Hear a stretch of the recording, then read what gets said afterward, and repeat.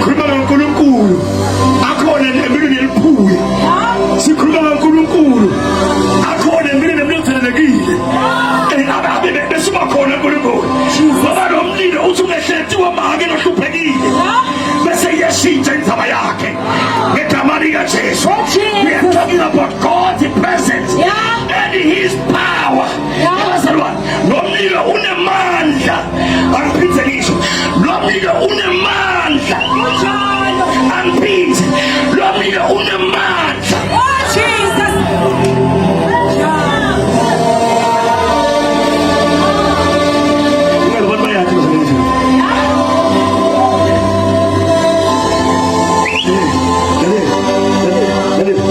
uhamba naJesu asakhuluma naJesu singabamshumayela asakhuluma ngoNkulunkulu esivabashumayela ngaye bonke thina asakhuluma ngoNkulunkulu esivabakhuluma ngaye bohlelo madibo asakhuluma ngoNkulunkulu esimfunze eBhayibhelini asisakhuluma ngoNkulunkulu esimbuka mabona kude sesikhuluma ngoNkulunkulu noNkulunkulu lophila phakathi kwethu sesikhuluma ngaloNkulunkulu lesingeva ngaye bana ngesimbona sesikhana mana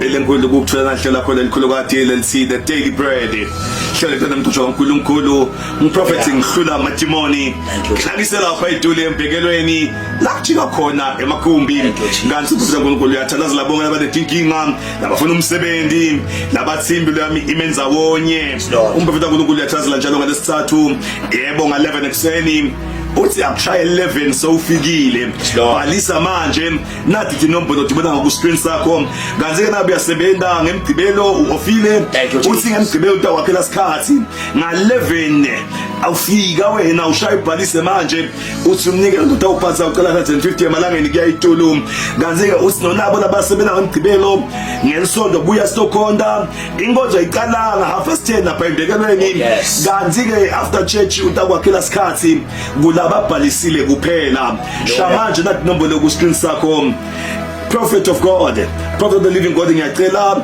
uvusele babukeli uphinze ubaphe livi lesikhathi the daily bread babukeli ekhaya egameni lika Jesu Christ nasekuseni egameni lika Jesu igameni namandla namhla kuyimfoto lenkulu kakhulu ukuthi ngingahlalisana nawe ehlelo elikhulu kakhulu lethi daily bread egameni lenkosi sibukele livi laNkulunkulu egameni lenkosi sibusele ithemba kulabo ithemba liphelile kibo siqinise amadolo acekako egameni lenkosi ngoba Timothy emhlaba tiyacedzana emandla nabanye balele phasi basayide semasontweni because amandla aphelile egameni lika Jesu ke phala mhla ngithi ngikhulume nemuntu lapha ekhaya loshayiwe egameni lika Jesu Kristu ngisho amagama lokho ukuthi simakathe makadala wena akadalanga sihlupheki akadalanga umuntu lolide akadalanga into ekulahlwa nje akadalanga umlo useless egameni lenkosi kepha simakathe makadala umuntu makuwenqothe Genesis leBhayibheli lithi simakade wambusisa wathi be fruitful and multiply namhlanje ngikhulume ke nembukeli lapha ekhaya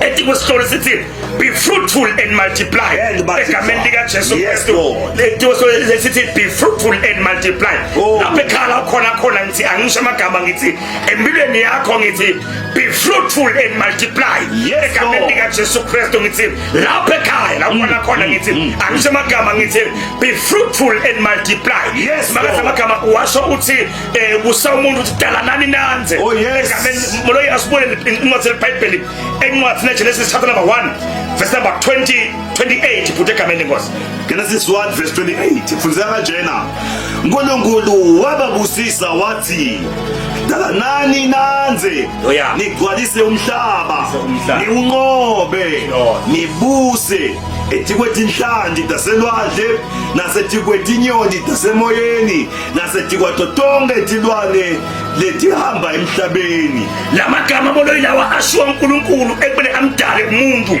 Egameni lika Jesu Kristu makathe asamdalile umuntu leBhayibheli lithi wase ukhipha icommand. Egameni wase ukhipha icommand kepha ungathi le command iqondisa umuntu. Egameni lenkosi ayisiyo umthetho kepha isibusiso. Egameni lika Jesu Kristu asiyo umthetho kepha sibusiso. Egameni lika Jesu othi dalana nanze. Egameni lenkosi ngwalisa umhlaba. Abasi makaza kakhulumi ngedala abantwana moloyi. Egameni lenkosi akakhulumi ngedala abantwana. Egameni lika Jesu ngoba simakathe his desire for mankind egameni lika Jesu is to increase. Egameni lika Jesu and expand. Egameni lenkosi na ukhona kwesithobo samekhaya nathanza kosimakathe ngawe ukubona wena wanza ukubona wena uphumelela. Egameni lenkosi manje lesimakathe uhlupheka akathokoti. Egameni lika Jesu Kristu waseNazaretha ngitshela amagama Nkosi yami ngithi lesimakathe bakhuluma ngokuthi athi be fruitful and multiply. Abengakhuluma ngedala abantwana. Egameni lika Jesu Kristu kepha Nkosi mina ngithoke about this fruitfulness. Egameni lika Jesu uNkulunkulu ukhuluma ngokuthi you must be fruitful in all areas of your life. Egameni lika Jesu ngathi konke lokwenta ukuthi uNkulunkulu akuphinza phinze. Konke lokwenta akuphinza phinze. Ngithang prophet empilweni yakho namhla ngikhuluma ukuphinza phinzeka kwesizwe empilweni yakho. Egameni lika Jesu ngabe imali uyibona ibhekaphi namhla ngiyaprofeta ukuphinza phinzeka mali kwemali. Egameni lika Jesu ngabe ngosami ikhala lakho aqaqi ngizangikhuluma ukuphinza phinzeka kwesibusiso ethi kwelikhaya lakho. Egameni lika Jesu waseNazaretha mbukele ekhaya usesaba. Egameni lika Jesu simakathe uthi namhla be fruitful and multiply. Egameni lika Jesu Kristu ngabe you are weak spiritual. Egameni lenkosi kepha namhla ngithi be fruitful and multiply. Ngithi multiply spiritual. Egameni lika Jesu Kristu ngabe Nkosi yami wena ushayekile etimalini takho ngithi be fruitful and multiply. Egameni lika Jesu etimalini takho ngabe ama relationships akho awahambi kahle ngithi namhla be fruitful and multiply. Egameni lika Jesu Kristu waseNazaretha ngithi ungesabi be fruitful and multiply. When I'm talking about fruitfulness, I'm talking about productivity. Egameni lika Jesu you shall produce. Egameni lenkosi you shall produce in the name of Jesus Christ. You shall produce in the name of Jesus Christ. Ungabusesaba Nkosi egameni lenkosi I'm talking about producing good results. Namhla ngikonke lobuhle nemusa kutawulandzela wena. Egameni lika Jesu angisho ngithi konke lobuhle nemusa kutawulandzela wena. Egameni lika Jesu Kristu loyiputhi sifundzele iBhayibheli encwadini kaJohane number 15 verse number 8. Egameni lenkosi Johane 15 verse number 8.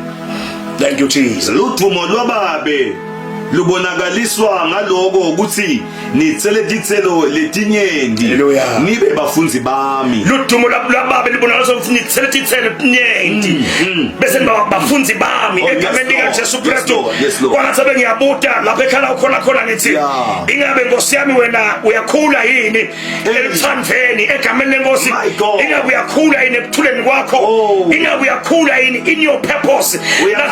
Ladala yona uNkulunkulu egameni lika Jesu. Kepha uNkulunkulu wasezulwini namhla ukutshela amagama la egameni lika Jesu Kristu uthi khula.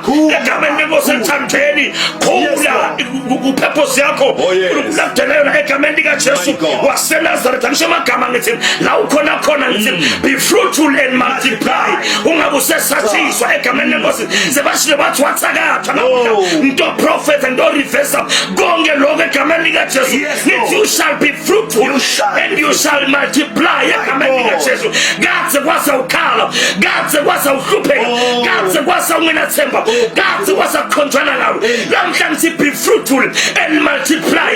Egameni lika Jesu imali yakho iyabuya umshado wakho uyabuya umsebenzi wakho uyabuya indlela kahle yakho iyabuya uthula kwakho kuyabuya. Egameni lika Jesu because now we are rising up. You are rising up. You shall be fruitful and you shall multiply in the name of Jesus Christ. In the mighty name of Jesus you shall cry no more. Ekhala khona mbukele ekhaya asikhuleke umbukele uNkulunkulu phela kwekhaya namhla siveka sinaye uthi wasithandela ukuthi molungele sibe fruitful to multiply. Namuhla Nkosi siyathatha nasibusiso wasipha sona sekumultiply lethi kwemhlaba siubuse nangombukele ekhaya simcilise umphe amandla umphe sibinzi ngikhuluma kuphinza phinza ukuthi empilweni yakhe ngiyathi ukuthi awuva imkhuleko kaprofeti bakho simangalise nembukele ekhaya wendele buhle lekudunyiswa kweligama lika Jesu Kristu waseNazaretha. Amen and amen. Awu siyabonga kakhulu prophet of God. Khulumile simakatho khulumile through his mouthpiece, the prophet of the living God. Uthi be fruitful la ukhona khona in multiply. Yes, be fruitful. Nangabe ulapha ekhaya uyadada ukuthi konke lokubamba ngokuyafa. Thank you Jesus. Mshado uyafa. Sibeletho sakho asinangikhiqito. Business ifile business. Umprofeti kaNkulunkulu ukhona kutokuthandazela aphinze akhulume sibusiso kabusha empilweni yakho ngalasathu umprofeti kaNkulunkulu uyathandazela la imbekelo lakhe khona emakhulu kanti ke nangemgcibelo uyathandazela khona lapha embekelo lakhe khona emakhulu buthi umshayeli wekhumbi ngicela kaMprofeti kule madimoni uyawubeka khona sinabuya uvele uyofika khona shaya manje ubhalise lethi nombolo dibona kanti ke nangabe wena uyasebenza ngesonto ukhona umprofeti kaNkulunkulu uyathatha khona embekelo yebo after church labo bhalisile kuphela kwakho nje kuthile uphathe umnikelo wakho nganga 150 amalanga ngiyayitulu come in the before the presence of the Lord umprofeti uyakhuluma live lesikhathi prophet ngiyacela ukuthi ke uvalise laba babukele emakhaya lasebavele bathole live lesikhathi la namhlanje mbukele ekhaya ngithemba ukuthi ubuseke kakhulu ngaleshimayelo le egameni lika Jesu Kristu. You shall be fruitful and you shall multiply. Egameni lenkosi kwangathi uNkulunkulu wazizule ngakugqwalisa kuphakamise nasekumadini umprofeti wakomkhila amadimoni lokuthanda sakufa ngakhohlwa ngiyathi mina when I see your face I shall prophesy and once I prophesy your deliverance is a showcase. God bless you. Bye bye. Bye bye. Amen. Amen.